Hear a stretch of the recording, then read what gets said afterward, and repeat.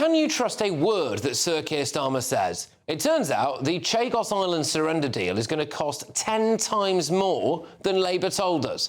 It's going to cost 35 billion quid to give our territory to Mauritius without a single shot being fired and then rent it back off them.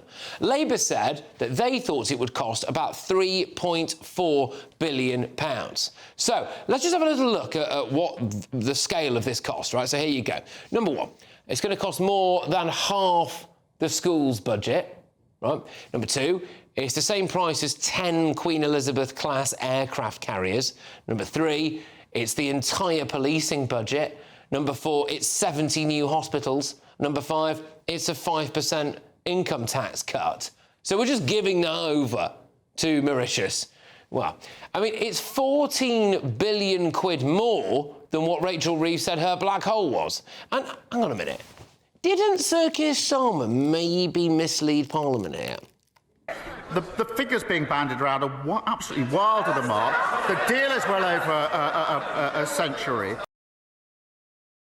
Now, that was in reference when people were putting to him some of the figures, which have turned out to be radical underestimations, haven't they? Figures like 9 billion, 18 billion quid. He stood in Parliament there and he seemed to suggest anyway, that those figures were way off the mark. The implication being there that it was going to be cheaper than that. Well, that's not true, is it? The Foreign Office said that claims that it would cost as little as 18 billion quid were entirely inaccurate and misleading. Well, hang on a minute. There's the stench of deceit here, isn't there? And there's a pattern emerging. Sir Keir Starmer hailed his new deal with France. For the very first time, migrants arriving via small boat will be detained and returned to France in short order. But he didn't tell us that we'd be paying for all the transportation costs. Sir Keir Starmer said that he wouldn't tax working people. We have been very clear that for working people, we are not going to increase their taxes. So that means we are not increasing income tax, national insurance or VAT. Well, taxes have gone up for working people. You know, Labour fought the election on tax rises of only 8.5 billion quid, an extra 9.5 billion pounds in spending and 3.5 billion quid in additional borrowing. In her first budget last October, Chancellor Rachel Reeves raised taxes by 40 billion quid and borrowed 36 billion quid more, allowing for a massive extra increase in public spending of 76 billion between now and the end of the decade. Watch out for more tax rises in the autumn. Talking of autumn, might get a bit chilly, mightn't it? You might want to put the heating on. Bills will go down, and they will go down not just for a short time, but for the long term, and that will come as a huge relief, I think, to families and businesses across the country. Yeah, your bills have gone up, haven't they? So that's good. The PM said that he'd managed to get us back using e-gates at EU airports. He even released this picture to celebrate it like it was the best thing ever. Has anyone used any of these e-gates yet? Do you know anyone who's used them? I don't. I've been away a couple of times. I don't think I've even been allowed near an e-gate, actually. Is it a thing? Is it a thing? The Prime Minister says that he's deported 35,000 people. Turns out loads of them left voluntarily. But it goes even further back with Sir Keir Starmer. He was elected as Labour leader after promising Labour voters that he'd essentially continue Jeremy Corbyn's policies, ending tuition fees, nationalising everything. All of those pledges have been junked. I don't think he can even be straight with you about really basic stuff. Like, do you remember when he said this? We risk becoming an island of strangers, not a nation that walks forward together. Well, then he claimed that he regretted saying that and that he hadn't read the speech properly before he went on national television and delivered it to the nation. Well, we now know that he wasn't forthcoming as well with everything he knew about Axel Rudikabana either. Yes, of course I was kept up to date with the facts as they were emerging. That is usual practice. But just like you, as a journalist, I had to observe the law of the land. It was not my personal decision to withhold this information. Wasn't it? And we're not even sure if he was ever friends with Jeremy Corbyn. So initially, they were friends. They were friends. And then it turned out, sorry, silly us, they weren't ever friends. I mean, it's just basic stuff like this, isn't it? I mean, it was an outright lie to claim that Labour had reduced net migration by 50%. That was the Tories. The Tories policy enacted that. It was their policy. Labour weren't even in office for 6 months of that year. Now, the revelation that the Chagos surrender deal is going to cost you 10 times what Labour said it would is just the latest in a long line of fibs. It does make you wonder, are we being led by liars? Do you want to save a boatload of cash this summer, wherever you have a trip planned? The one thing you're going to need is access to the internet and on the go. And you can do that easily with Saily. Hit the link in the description to get 15% of your first eSIM plan ready for your trip so you can browse to your heart's content. Saily gets you a local SIM card you can use when travelling so you don't have to pay those crazy roaming fees just to send a message or check the latest news. Now, they've got plans in over 160 countries, 8 regions, so pretty much everywhere, wherever you're going, they'll be able to make sure you're connected. So how does it work? All you've got to do is this. Hit the link in the description to download the app. It will work on iOS or Android. Buy a plan. You can choose an amount of data and time frame that suits you best. And then just install the eSIM on your phone. When you land at your holiday destination, you can activate your plan instantly. And if that wasn't enough, Saily eSIMs only ever have to be installed once. So when you go on your next trip, you just buy a plan for a new country, turn that eSIM back on, and boom, you're back watching me on GB News. I'll be using a Saily SIM on my next holiday because it's actually faster than some of the hotel Wi-Fis. You can get unlimited data if you want, so you can scroll away to your heart's content. And when you leave the hotel, you don't have to do that annoying thing of Wi-Fi hopping because you've got constant connectivity wherever you go. And they've got 24/7 support as well and a full refund policy if your eSIM isn't compatible. So get sorted for your next trip. Download Saily using the link in the description below. And if you use the code NEWS at checkout, you'll get an exclusive 15% discount on us. So click the link, download Saily, and use the code NEWS at checkout. Let's get thoughts from my panel. Journalist and broadcaster Carol Malone, writer and commentator Benjamin Butterworth, and, of course, political commentator Russell Quirk. Thank you very much. Carol, I'll start with you. I mean, I suppose dealing with the facts of this first, really, it's just the fact that this Chagos deal is going to be 10 times more what they said it was. It's a whopper of a lie, isn't it? Yeah, and I've seen you bend straighter than Starmer. You know, his whole first year in office has been predicated on lies, and this was the biggest one. Do you remember when Boris was in Parliament, he was accused of misleading Parliament over the Downing Street parties? Starmer was making out like that was a mortal sin, the biggest crime on the planet, and this is way worse than that. You know, he lies all the time. The Chagos deal, remember, he said that he misled Parliament by saying what they cost, and Lammy also misled Parliament by saying that the Chagos Islands were under threat. Both of those things were lies. Starmer insisted it was going to cost $3.4 billion, not just once, not just twice. He did it for weeks, and you just mentioned the figures. Even when figures like 9 and 18 billion were being bandied about, he insisted they were so far off the mark it was ridiculous. Now we find out it's going to be 35 billion. You know, his 22 billion black hole is now 51 billion thanks to Reeves. It's going to be 85 billion thanks to this deal. So this is how stupid they are. And it's, you know, Lammy's been partly responsible for this because he was pushing it because he's obsessed with decolonisation. And in being obsessed, he has removed a strategic, vital asset to this country. One that was used in the Iraq War, one that was used to fight Al-Qaeda. Because I don't trust for 1 second this 99-year deal.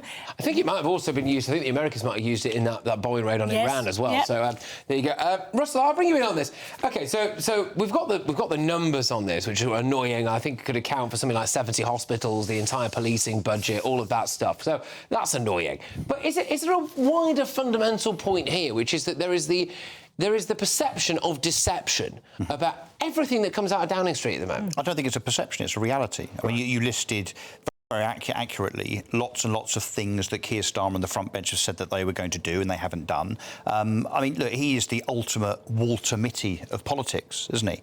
And actually, when it comes to the Chagos thing, I mean, to the point Carol makes in terms of, you know, why he's doing this is because he's hat-tipping the globalists, the WEF. This is all about the International Court of Justice, who have said that if there was a challenge, we would have to give the Chagos Islands back to Mauritius, which is a non-binding opinion. It is not a rule. an opinion. So actually, and it's a bit like the Falklands, it's a bit like Gibraltar. I mean, maybe they're next. Who knows? I mean, you wouldn't put anything past this man, frankly, given that he hates everything related to the Commonwealth and so on. So maybe that's part of his philosophy. We've got to give everything back to those that he thinks actually originally owned it.